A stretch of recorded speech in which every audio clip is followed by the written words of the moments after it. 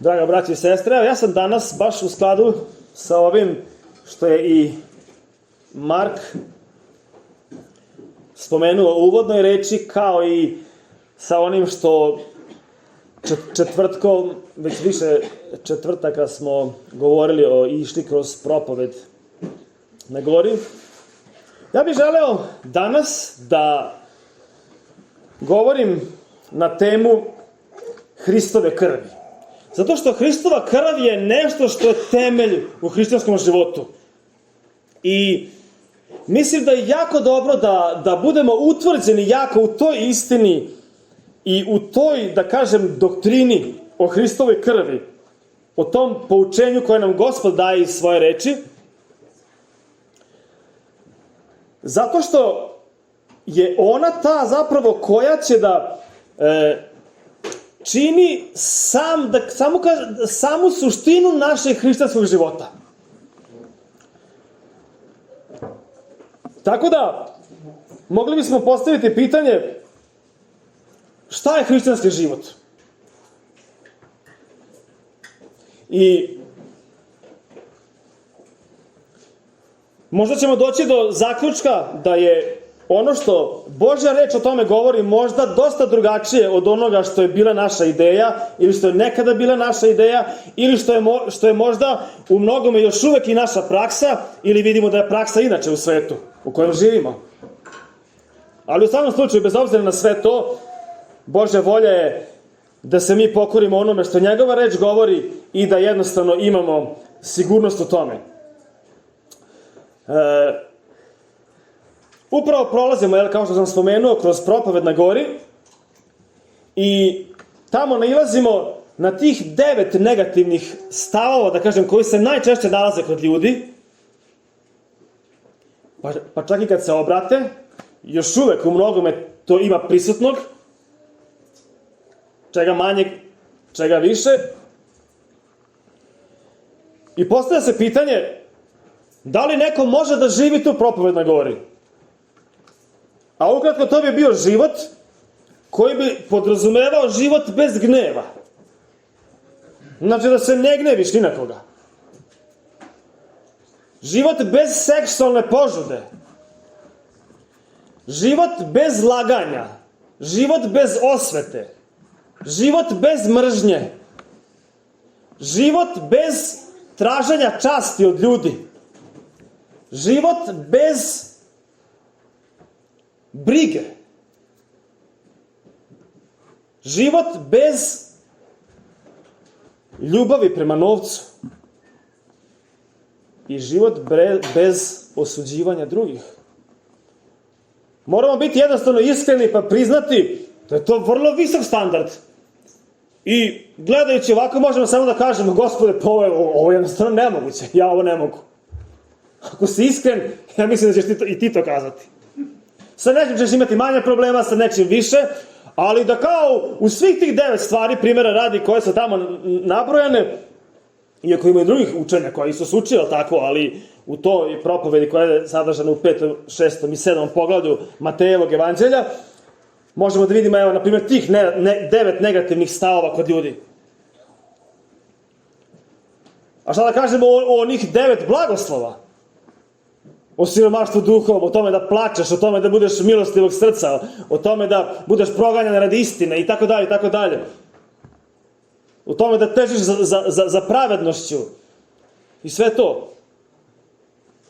Može jednostavno da kažemo, Gospode, takav život si samo ti živeo. I to jeste istina. Takav život je stvarno samo on živeo. Ali ono što isto također velika istina je, on taj život također može živjeti kroz mene i kroz tebe danas. To je ono o čemu mi želimo da pričamo. I želim zato da ovu prvu, da kažem, poruku naslovim sa Hristovom krvi koja je jako, jako važna kao teme toga. I kasnije bih želeo u nekoj drugoj propovedi da govorim o Hristovom krstu. Zato što su to 2 stvari koje je Bog dao kao rešenje jednostavno za naš hrišćanski život. I to bi zapravo bio pravi hrišćanski život.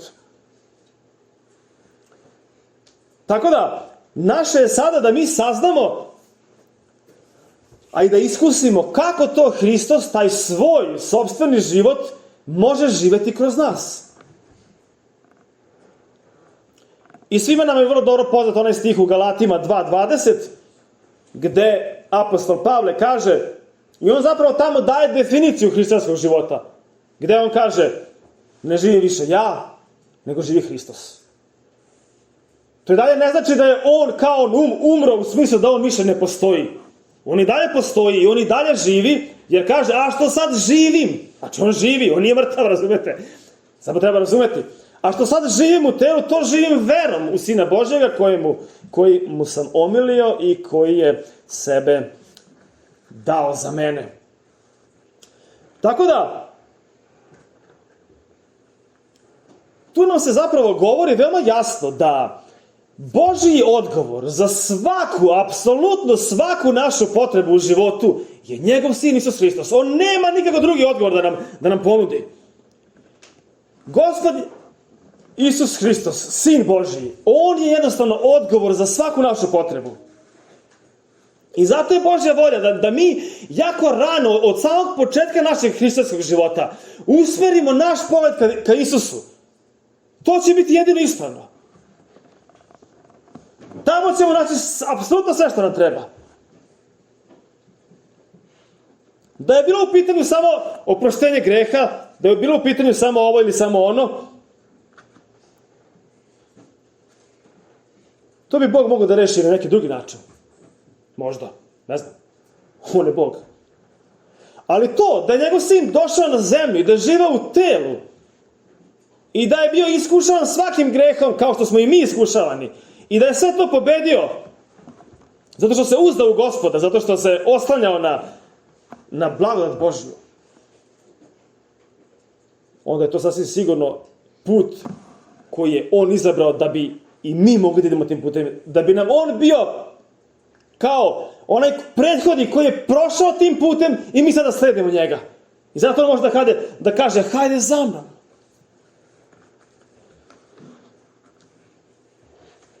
Tako da, za početak mislim da je jako važno da razumemo da je na prvom mjestu da je Isus umro umjesto nas radi oproštenja naših greha. Ali da Isus sada treba da živi kroz nas radi izbavljenja od greha, o čemu je Mark spomenuo u uvodnoj reči. Također u skladu sa tim možemo isto da kažemo, slično rečeno, da govorimo i o dve zamene. Ta Hristova zamena na krstu, umjesto nas, jer mi smo zaslužili da umremo, nije on, a on uzeo našu krivicu na sebe. Njegova zamena na krstu nam osigurava oproštenje. Oproštenje naših greha. A njegova zamena u nama nam jednostavno osigurava pobedu. I mislim da su ovo jako važni principi. I da od početka našeg hrišćanskog života trebamo da krenemo tim putem.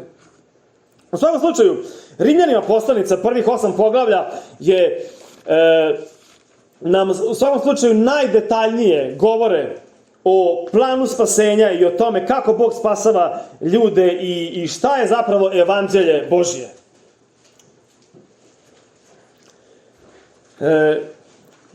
I u Rimljanima poslanici u tih prvih 8 poglavlja možemo da nađemo, mislim, sve što nam je potrebno. U prvom delu, tim prvim poglavljima Rimljanima poslanice, ćemo vrlo brzo uočiti da se govori o grehu, o mnoštvu greha. Čitajte samo drugu polovinu prvog poglavlja, pa ćete pročitati ne znam koliko greha tamo.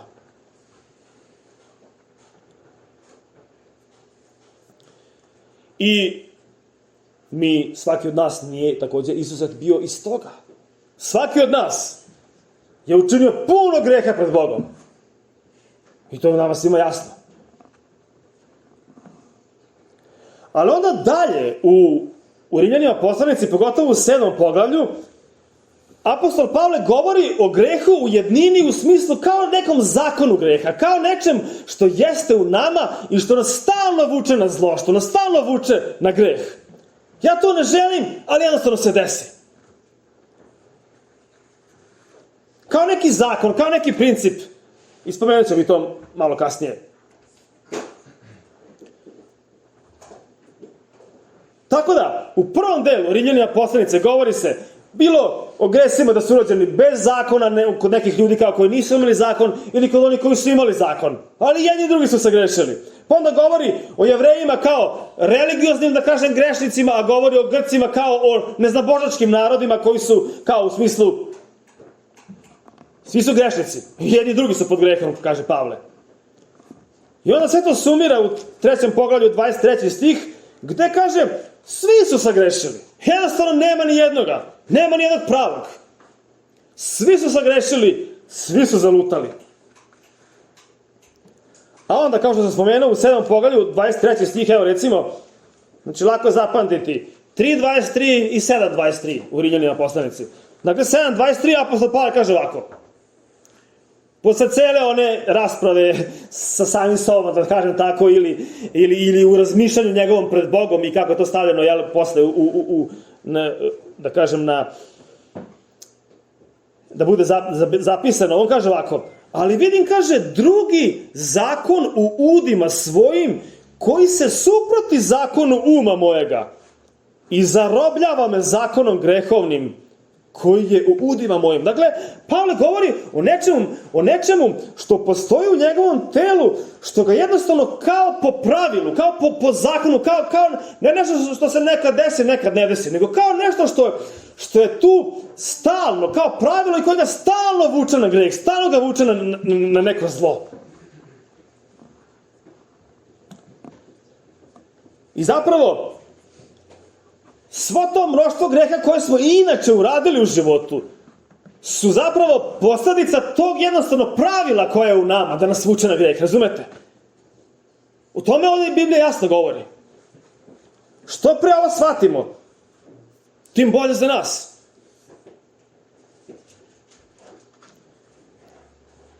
Tako da, kao što smo već ispomenuli, zbog svih greha koje smo učinili, potrebno nam je oproštenje. Ali zbog tog zakona greha, da kažem, koji u nama, nam je potrebno izbavljenje. Razumete, tu ne rešava oproštenje to.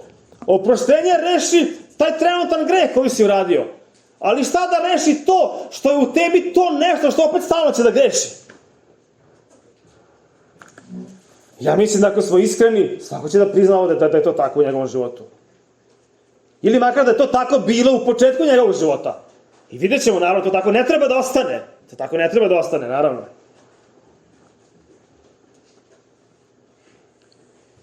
Kada je Bog zasvetlio svojim svetlom u naš život, na razne načine, da li smo čuli neku poruku o spasenju, da li nam jednostavno Bog direktno progovorio, da li preko druga, preko komšije, da sam zalutao negde u crkvu, šta god bilo. Ali jednostavno, u jednom trenutku nam je zasijala svetlost neka. Od gore, sa neba. I mi smo videli svu pokvarenost našeg srca, pokvarenost našeg života.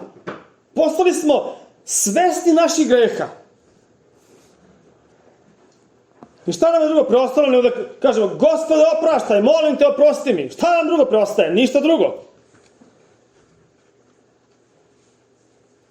I Bog nam je oprostio. Zašto? Zato što je njegov sin platio. Ali kao što spomenuh, vrlo brzo smo ustanovili da postoji nešto zlo u nama što čini da mi opet radimo taj greh. Ne želimo, ali opet ga uradimo. I šta se onda dešava? Pa ništa drugo, nego ideš opet i moliš Gospoda. Gospode, molim te, opraštaj opet. I Gospod opet oprosti. Zašto? Zato što je dug već namiren. Sin njega Isus Hristos je platio. Bog je prezadovoljan sa tom žrtvom. Na osnovu nje, on prašta, to nije problem. Ali ti vidiš i dalje problem kod sebe. Vidiš i dalje silu greha koja te vuče na zlo. tražiš oproštenje, primiš oproštenje, onda opet sagrešiš, onda opet moliš, onda opet primiš oproštenje i tako stalno u krug. Grešenje, oproštenje, pa ponovno grešenje. Cenimo veoma Božje oproštenje. Šta bi mi bez Božjeg oproštenja? Ali želimo izbavljenje, želimo više nešto od samog oproštenja. Hvala ti, Gospode, što mi praštaš. Šta bi ja da mi ti ne praštaš? Gospode, ali ja želim izbavljenje. Ja želim da to što jeste u meni i što me vuče na zlo, da ti to rešiš. Tada se rešava i samo grešenje.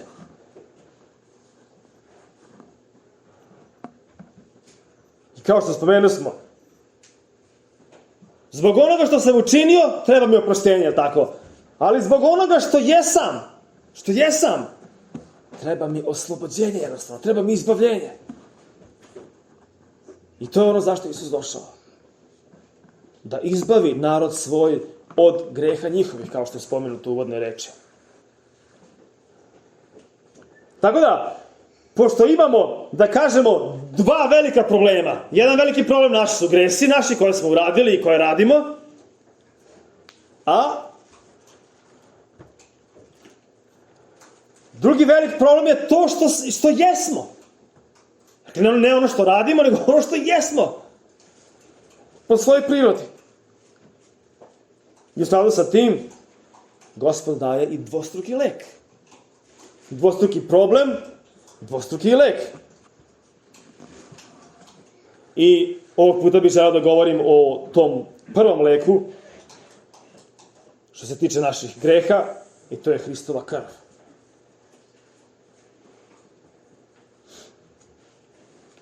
Rimljanima 3.25 kaže ovako reč Božja, da je njega, Isusa, Bog postavio da svojom krvlju bude žrtva pomirnica za naše grehe.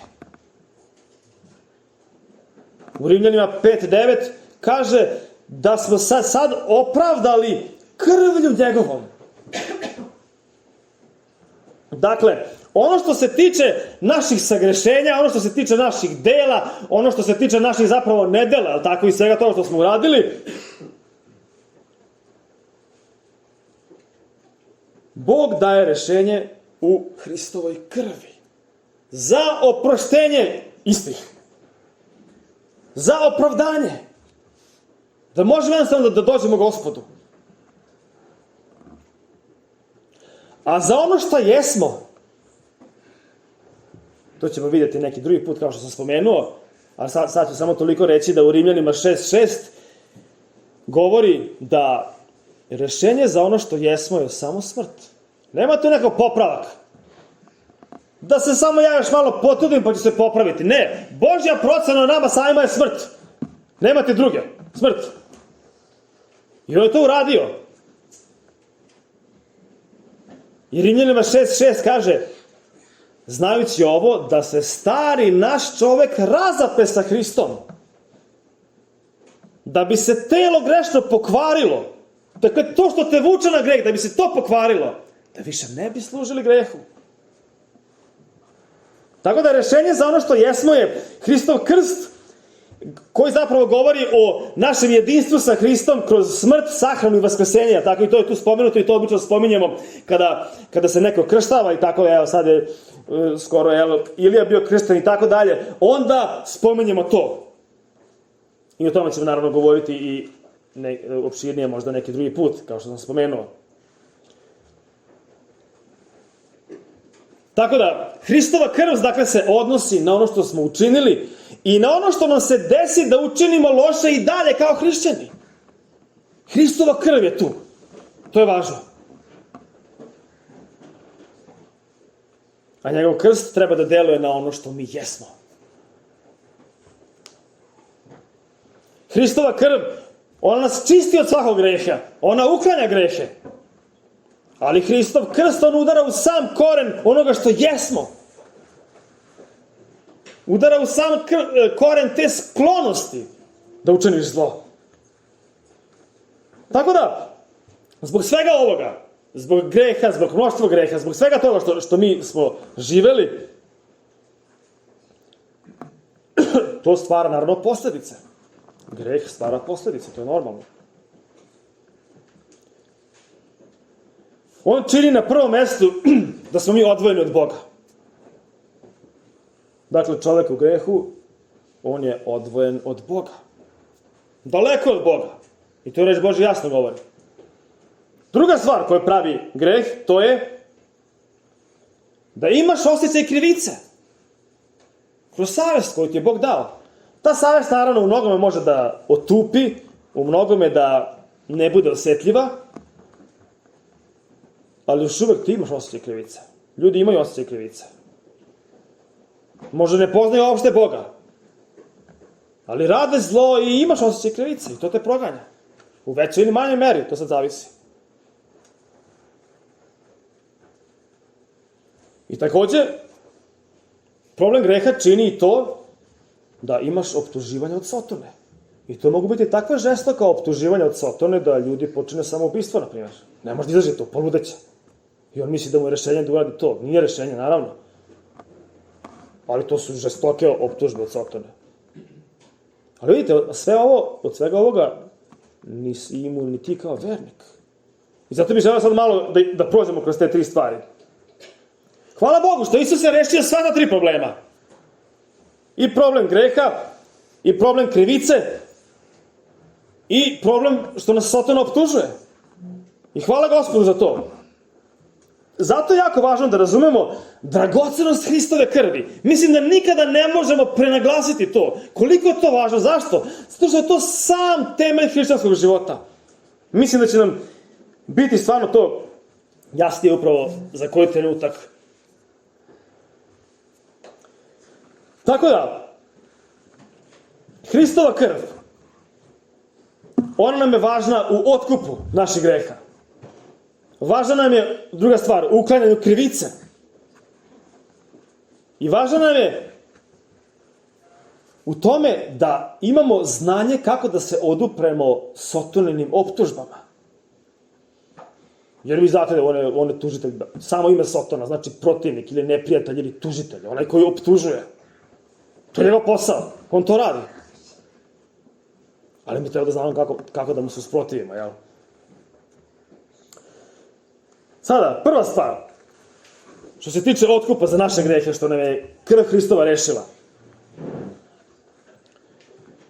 Potrebno nam je oproštenje, zašto? Pa da nam ne bi bilo suđeno, jer mi smo u našim gresima krivi pred Bogom.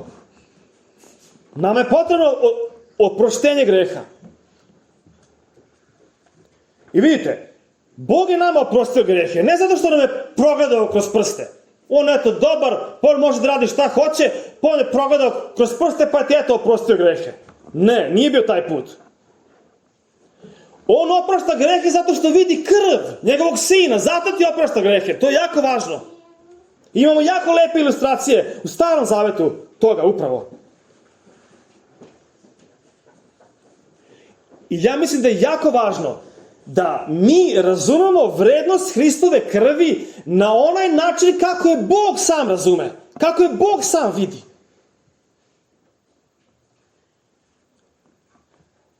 To je jako važno.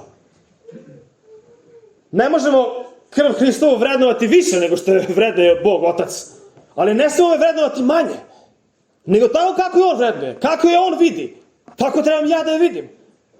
Jer ona je za mene prolivena. I u Starom Zavetu vam je poznato da su oni imali, Jevreji su imali jedan praznik koji se zvao Dan pomirenja. 10. dan 7. meseca u godini je bio dan pomirenja. To je bio dan, jedini dan u godini kada je prvosveštenik sa krvlju ulazio u svetinju nad svetinjama i tamo trebao krvlju da poškropi onaj poklopac i da kadi i ima to sve zapisano u 3. Mojsijevoj 16. poglavlju.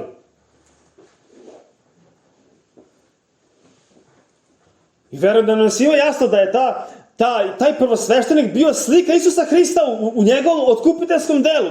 Dakle, ali oni su to radili svake godine i to sa tuđom krvi, tako, sa krvlju životinja. A Isus to uradio jednom za svagda. Iz toga nam dolazi kao da je krv, dakle, ona je za našu dobrobit, ali se odvija tamo negde tajno. Tamo, razumete, žrtva koja se klala, to su mogli ljudi da vidi, to je bilo dvorište onog šatora od sastanka. Ali samo krv je on unosio tamo, to niko od ljudi nije video. To nam pokazuje da kao da je krv, da kažem, Hristova prolivena, da bi se jednostavno otvorio put i ona je nekako za Boga, razumete, ona je unošena tamo, to ljudi nisu vidjeli. Druga slika, kada su pashalno jagnje klali, kada su trebali da izađu iz Egipta. I trebali su sa spoljne strane, sa ulične strane, razumete, da gornju gredu i oba dovratnika namažu sa krvi. A oni su bili unutra, oni jeli pashalno jagnje meso, jeli unutra. Krv je bila za spolja, krv je bila za Boga, krv je bila za onog spolja, za anđela koji je dolazio i koji je onda zaobišao taj dom gde je video krv. I to nam isto daje jednu lepu sliku kako je krv, da kažem, prvenstveno za Gospoda, za Boga. Ali mi imamo korist od toga. Razumete?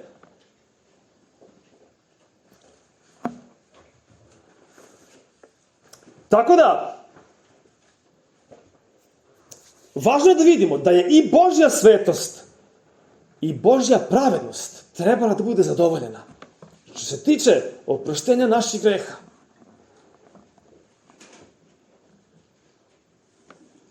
Hristova krv je definitivno to zadovoljila.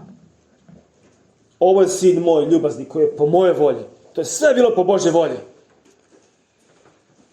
To je u potpunosti Bog zadovoljan sa time.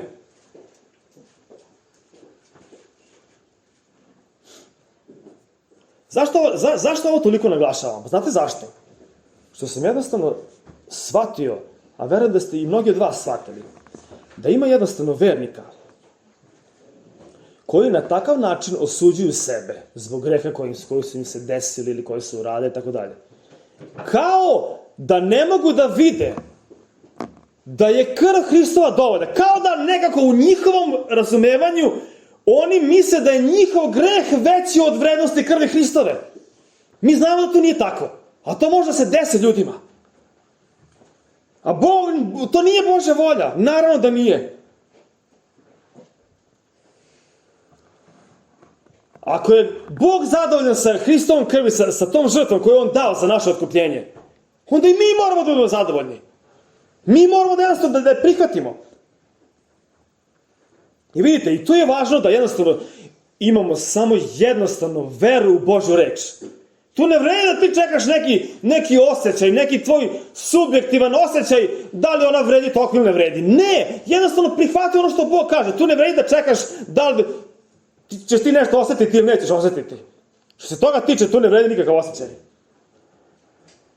Subjektivan osjećaj ništa ne vredi. Tu vredi samo jednostavno objektivna činjenica koja je zapisana u pismu i to je sve. I to će ti veoma pomoći u tom hodanju sa Bogom. 1. Petrova 1.18 jednostavno jasno kaže: znajući da se propadljivim srebrom ili zlatom ne iskupiste iz sujetnoga svog življenja koje ste videli od otaca, nego, sad ovaj Vukov prijevod kaže skupocenom, ali smisao je dragocenom, nego skupocenom ili dragocenom krvlju Hrista, kao bezazlena i prečista jagnjeta. Ako Bog vidi tu krv kao skupocenu, kao dragocenu, i to govori preko pera apostola Petra, onda i mi možemo da se smirimo, da budemo potpuno uvereni. Da, Gospode, to je to. Dug je isplaćen. Hvala ti, Gospode. Ali mi moramo da se smirimo u tome. Ako je Bog zadovoljan sa time, ja moram da budem zadovoljan sa time. I to je jednostavno od samo jednostavne vere u Božju reč. Druga stvar koju krv Hristova čini, to je da ona uklanja krivicu ili jednostavno čisti našu savest. Jevrejima 10. poglavlje govori o tome. Jevrejima 10. poglavlje 22. stih kaže da mi treba da budemo očišćeni od zle savesti.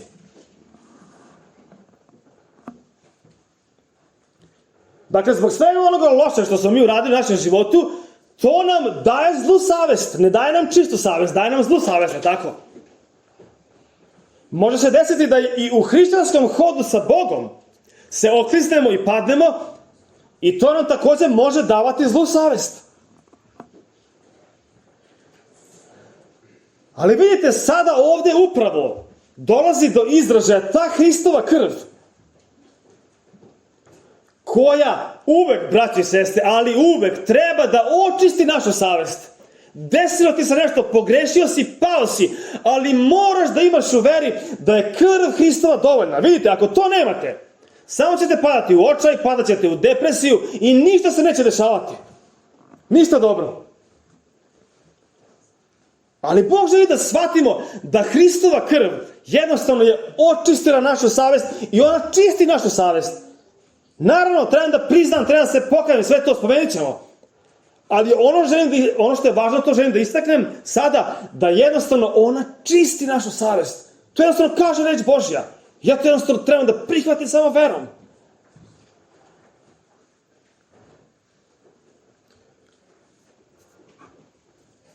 Tako da, jer vera i savest su jako blisko povezane.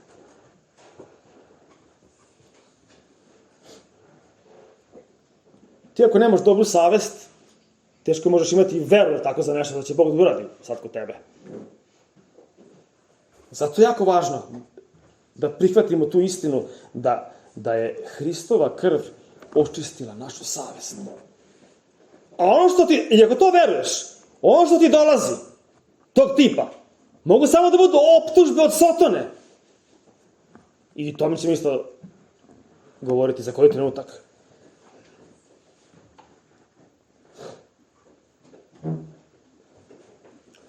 Tako da, vrednost Hristove krvi i vrednost Hristove žrtve zapravo je ta koja nam daje smelost da pristupamo Bogu.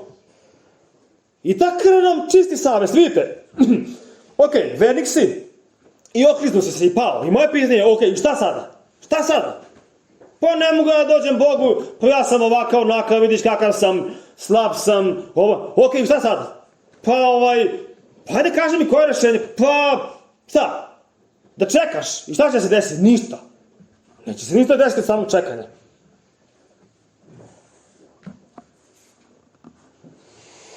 Bog je, braći i sestre, na tako predivan način učinio to spasenje njegovo. Za nas. To je toliko nešto divno. Ali to je jako važno da istaknemo. Jer ne mislim da hrišćani nemaju problema sa time. Ne mislim.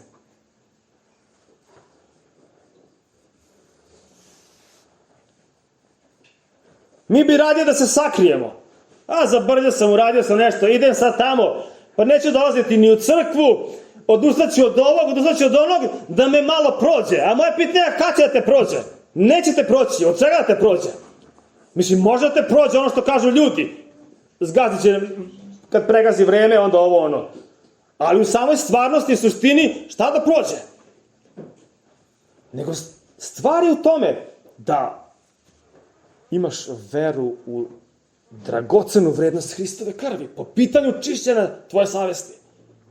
To je jedini način. Kako bi se mi, zli ljudi, kako bi se mi, grešni ljudi, kako bi mi živjeli ovaj život? Da nije Hristove krvi. I zbog nje imamo slobodu. Gospode, jeste, pao sam, molim te, oprosti mi. On te prihvata. Komu ćeš doći ako ne njemu? Gde ćeš ti naći utehu? Gde ćeš naći rešenje za tvoj problem? Gde ćeš naći oproštenje? Gde? Pa samo tamo. Nema drugog puta. A đavo će da ti šapuće. Pa ne vredi. Pa šta sad redi? Ti sad ideš tamo, moliš se Bogu. Gle, ovo mu si radio. Ma da, idi i moli se Bogu. Idi i moli se Bogu, da. I ne slušaj klevetnika. Vidite, đavo sa svojim optužbama kod Boga ne prolazi, znate. On tamo ne može ništa da uradi. Optužava nas i pred Bogom. Ali tamo ništa ne postiže. Bog mu samo pokaže na Hristovu krv, on mora da pobegne. On tamo nema šta da radi. Ali stvar je da i mi to isto treba da uradimo. Ako mi to ne radimo, onda Hristos nas zastupa gore na nebu, a mi radimo u korist ispadne neprijatelja. Jer mi sami sebe, ne znam, sažaljevamo i ne znam šta, odustajemo i ovo i ono.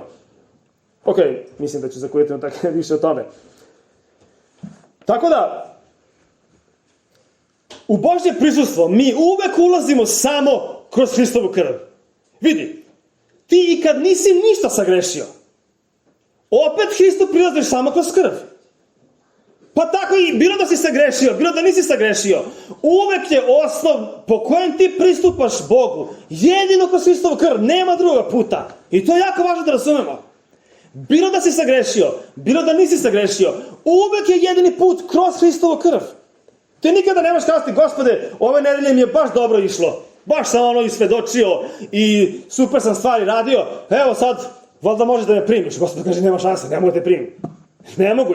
Ja mogu da primim samo na osnovu Hristove krvi. To je jako važno, braćo, da razumemo i sestre. Tako da, svestan tih svojih greha ili nesvestan svojih greha, da li se neki greh uradio slučajno ili se ga uradio čak nažalost i namerno, ali jedini put i jedini način da dođeš Bogu je kroz Hristovu krv. Nema drugog, na osnovu njegove krvi. To je jedini put na osnovu kojeg Bog prima ljude k sebi. Na osnovu završenog dela Isusa Hrista, našeg Gospoda. Tako da i ta čista savest o kojoj govorimo, ona se ne zasniva na našim dostignućima. Ne kaže, radio si puno dobrih dela i puno si evangelizirao, pa ti to očistilo tvoju savest. Ne, treba veze sa tim. Ali ti radi dobra dela i ti evangeliziraj. A to ti ne čisti savest. Savest tvoju čisti jedino Hristova krv. O, kako bi ovo bilo dobro da razumemo.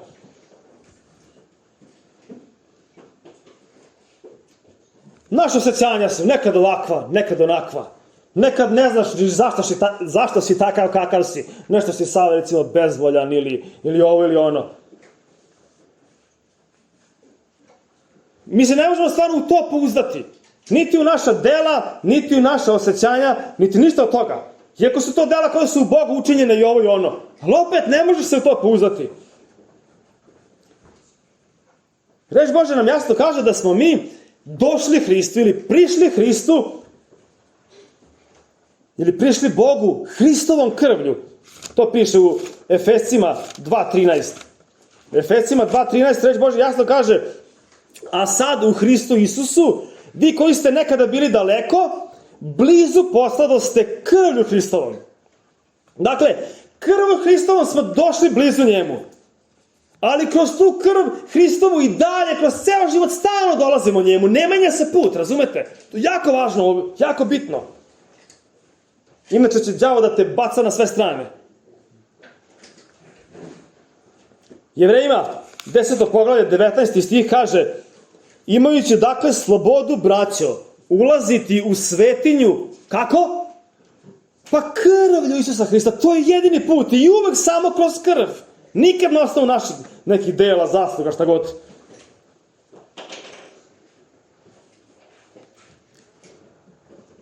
Ja ovog puta zaista sad samo naglašavam vrednost i važnost Hristove krvi. I kao što sam spomenuo, želeo bih u nekim idućim razmišljanjem da govorimo i o drugom delu. Sad nemamo vremena za to. Toliko bih samo kazao da ovim, što sad govorim, to nipošto ne znači da mi možemo da živimo nemarno, jer je, eto, tu je dragocena Hristova krv. Ali za sada bih želeo samo da to zapamtimo. To što je jako važno. Da je krv tu, ona je prolivena i ona je dovoljna. Znači, ovo želim stvarno da zapamtimo. Da je ona tu i ona je dovoljna. I ona nas čisti od svakog greha i ona čisti našu savest. Ali govorit ćemo i o drugom delu. Smrti, sahrani, vaskrsenju sa Hristom. Ima tu puno stvari.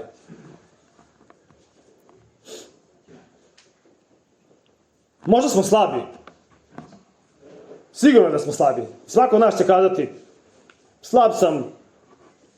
Ali ako ti gledaš na te tvoje slabosti, hoćete to jačati? Pa neće. Hoćete to učiniti svetim? Pa neće isto. Neće. U tome nema pomoći.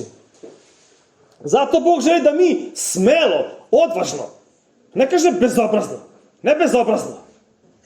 Ako si pao, ali ti sa pokajanjem dolaziš njemu, na osnovu krvi, smelo, u smislu, znam, to je jedini put. Znaš, ono kad smelo koračaš, kad znaš neki put, ne trebaš da tražiš kao stazu neku, znaš, ti smelo, odvažno ideš tim kao ono, znaš koji je put. Tako Bog želi da ovo. Jesi pogrešio, jesi možda nešto radio loše, ovo ono, ali ti jednostavno znaš put, a to je jedino kroz krv i ti tako dođi Bogu.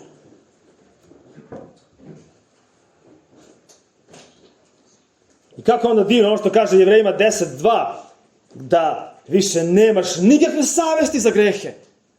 Zašto? Pa zbog krvi. Nema više savesti za grehe. Što je nekad bilo u ono vreme, pa se svake godine samo činilo sećanje na te grehe. Jer da se jednom očistila savest, ne bi bilo potrebno iz godine u godine stalno ići, a tako? A sad, pošto je to Hristos uradio za nas, onda ti jednostavno znaš put.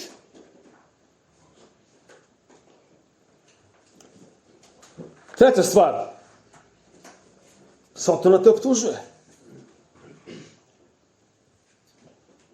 Otkrivenje 12. poglavlje, 10. stih, poznato, je li tako? Kaže: I ču glas veliki na nebu koji govori: sad posta spasenje i sila i carstvo Boga našega i oblast Hrista njegova, jer se zbaci opadač braća, ili tužitelj braća, ili onaj koji optužuje.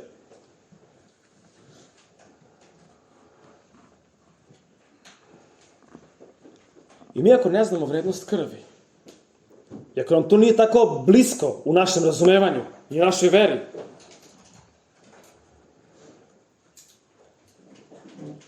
onda ne samo da će naša savest da nas optužuje, nego će i Sotona da nas optužuje.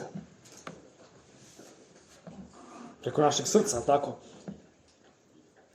I on će da nas optužuje kroz osjećaj krivice isto. I kao što sam spomenuo, on pred Bogom nas optužuje, ali tamo ne postiže.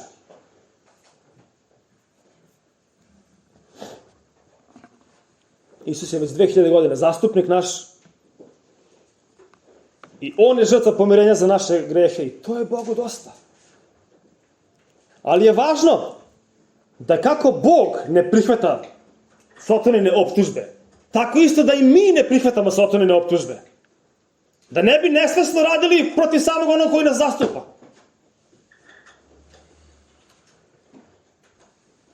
Sotona će da ti govori: zgrešio si, slab si, ma vidiš kakav si, ma ne vredi ništa, pa pokušava si, pa vidiš da ne ide, pa ovo, pa ono. Šta vredi, nema ništa od tebe, razumeš, neće nikad ni biti i ovo, je vam poznato to? To ono kako radi, on je taj koji optužuje. Ako to prihvatimo, kao što sam spomenuo, samo možeš da padneš u depresiju, u očaj i da kažeš: gotovo je sa mnom. Ali hvala Bogu što je naše spasenje u gledanju na Isusa. Naše spasenje je u gledanju na Isusova i u shvatanju da je njegova krv, da je krv jagnjeta Božjeg rešila ceo taj slučaj.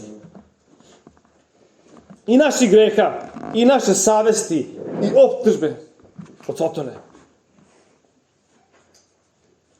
Tu sad ima jedan važan jako stih koji je poveznica sa ovim svime što sam govorio. 1. Jovanova 1 od 6 do 9. Pročitat ćemo. Ako kažemo da imamo zajednicu s njim, a u tami idemo, mi smo onda lažovi. I ne tvorimo istine. Znači, ako mi kažemo da imamo zajednicu sa njim, a u tami idemo, onda si lažov, onda sam lažov. Ali, ako ja idem u videlu idem, kao on sam u videlu, imamo zajednicu jedan sa drugim i krv Isusa Hrista, Sina njegova, očišćava nas od svakoga greha. Od greha i danas, od greha i sutra, i od onog greha juče, što nadam se da se još juče molio i tako dalje. Od svakoga greha. Ako kažemo da greha nemamo, sebe varamo i istine nema u nama. Ako priznajemo grehe svoje, veran je i pravedan da nam oprosti grehe naše i očisti nas od svake nepravde. Vidite ovo, Bog čini pravdu kada nam oprašta grehe. Ste to primetili? Ako priznajemo grehe svoje, ne samo da je veran, nego i njegova pravednost zahteva da nam oprosti. Mi bi kazali, pa Božja pravednost zahteva da me kazni. A Gospod gleda drugačije. On kaže da njegova pravednost kaže da nam oprosti. Wow, pa kako ovo divno, pa ovo trebamo toliko da imamo, braći i sestre, kod nas. Pa to će jedino da nas vodi ka Hristu, to će jedino da nas učini stvarno svesadnim učenicima Isusa Hrista, kao što je Mark rekao u uvodnoj reči. Šta drugo ako ne to? Gospode, ti mi praštaš, istina je u određenom smislu, možemo kazati da nam prašta po svojoj velikoj milosti, to je istina. Ali isto tako je istina da nam on prašta po svojoj velikoj pravednosti. Što nama nije tako blisko, ali tako? To kaže reč Božja, ne ja.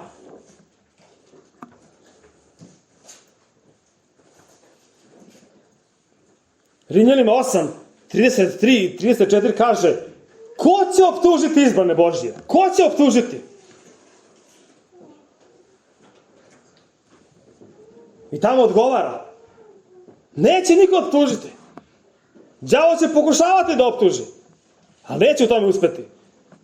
Možeš jedino u svom neznanju ti sam da prihvatiš đavolove optužbe. To je sve što možeš da uradiš. Inače, Bog te neće optužiti, Hristos te neće optužiti.